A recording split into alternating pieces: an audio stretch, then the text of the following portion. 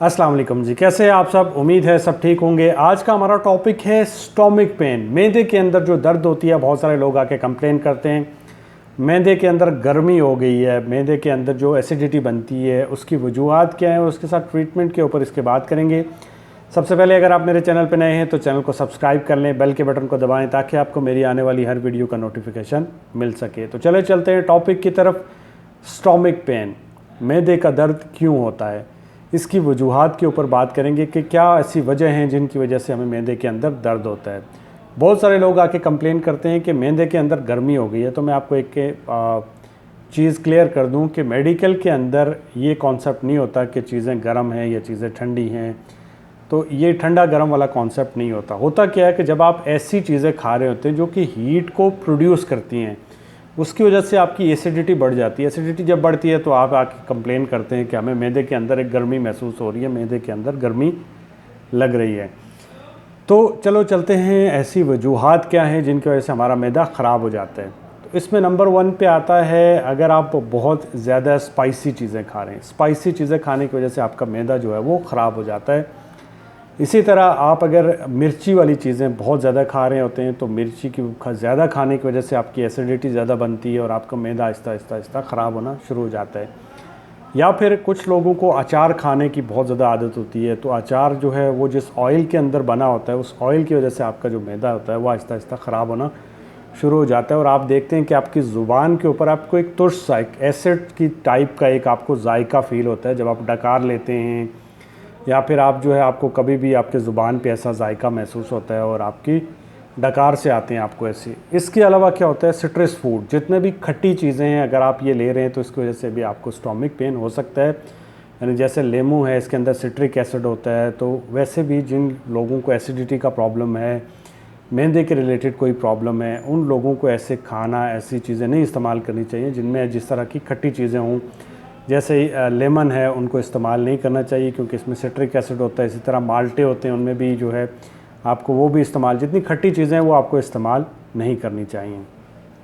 इसके अलावा अगर आप प्रोसेस्ड फूड या फिर पैक्ड फूड, जो बाहर का खाना है वो खा रहे हैं, तो उसकी वजह से भी आपका मैदा जो है वो ख़राब हो जाता है। इसी तरह जो लोग बहुत ज़्यादा कॉफ़ी पीते हैं, कॉफ़ी पीने वालों का भी मैदा अक्सर ख़राब हो जाता है। बहुत ज़्यादा कैफ़ीन लेने से भी आपका मैदा जो है वो ख़राब हो जाता है। इसी तरह बहुत सारे लोग जो शराब पीते हैं, अल्कोहल लेते हैं या फिर स्मोकिंग करते हैं, उन लोगों का भी स्टोमिक अक्सर डिस्टर्ब रहता है। इसके अलावा जो लोग बहुत ज़्यादा जंक फूड खा रहे हैं या फिर फास्ट फूड बहुत ज़्यादा इस्तेमाल कर रहे हैं, उन लोगों का मैदा भी ख़राब हो जाता है।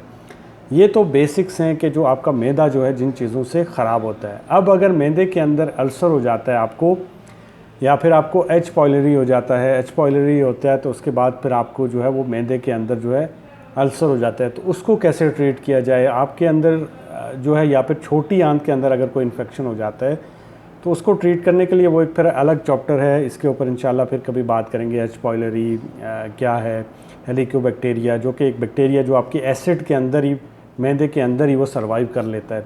सो इसको देखने के लिए आपको एंडोस्कोपी की जाती है। एंडोस्कोपी में एक छोटी सी ट्यूब होती है जो कि डाल के, इसमें कैमरा होता है वो बेसिकली, और वो देखा जाता है, इसमें कोई ऑपरेशन नहीं होता। छोटी सी एक ट्यूब डाल के आपको देखा जाता है कि आपके मैदे के अंदर कोई अल्सर तो नहीं है, आपकी छोटी आंत के अंदर कोई ज़ख़म तो नहीं है, या कोई प्रॉब्लम तो नहीं है, या कोई स्वेलिंग तो नहीं है। सो उससे एग्ज़ाम किया जाता है कि आपको क्या प्रॉब्लम है। अब इसके इलाज के ऊपर आते हैं। तो इसका इलाज क्या है, इसका इलाज जो आप, जिन लोगों को प्रॉब्लम है वो तो वैसे भी ले रहे होंगे, कोई पेंटाप्राजोल ले रहा है, कोई मेप्राजोल ले रहा है, कोई राइजिक ले रहा है, कोई जेंटिक ले रहा है, ये टैबलेट आप ले रहे होंगे।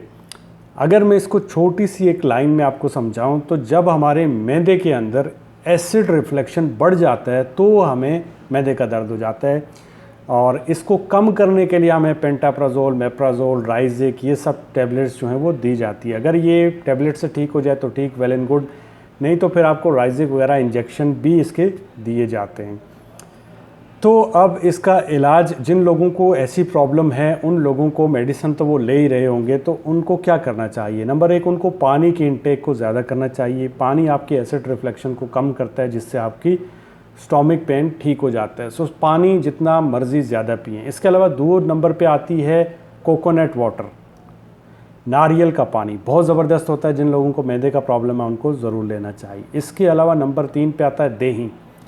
जिन लोगों को मैदे के रिलेटेड कोई प्रॉब्लम है, डाइजेशन में कोई प्रॉब्लम है, खाना हज़म नहीं हो रहा, हर खाने के साथ आप दही इस्तेमाल करें, आपको चीज़ें हज़म होना शुरू हो जाएंगी। इसके अलावा कैल्शियम दही में बहुत अच्छी मिकदार में होता है, यानी पूरे दिन की जो रिक्वायरमेंट होती है, 1 कप दही खाने से 45% आपकी कैल्शियम की कमी 1 कप दही से पूरी हो जाती है। सो दही बहुत अच्छा है, इसमें आपको दही इस्तेमाल करना चाहिए। इसके अलावा आपको सब्जियां जो हैं वो ज़्यादा इस्तेमाल करनी चाहिए, बट ऐसी चीज़ों से अवॉइड करना है आपने जिन चीज़ों में मिर्चें हों, मसाले जो है वो ज़्यादा डले हों।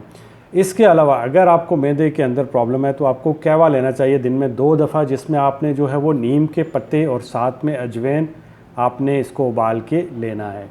दिन में आपने खाने के 30 मिनट बाद ये कहवा लेना है। इससे भी आपकी जो एसिड रिफ्लेक्शन है वो बहुत कम हो जाएगी। सो ये थी डिटेल वीडियो स्टोमिक के ऊपर। होप्स हो कि आपको वीडियो अच्छी लगी होगी। वीडियो अच्छी लगे तो चैनल को सब्सक्राइब करें, मुझे अपनी दुआओं में याद रखें। अल्लाह हाफ़िज़।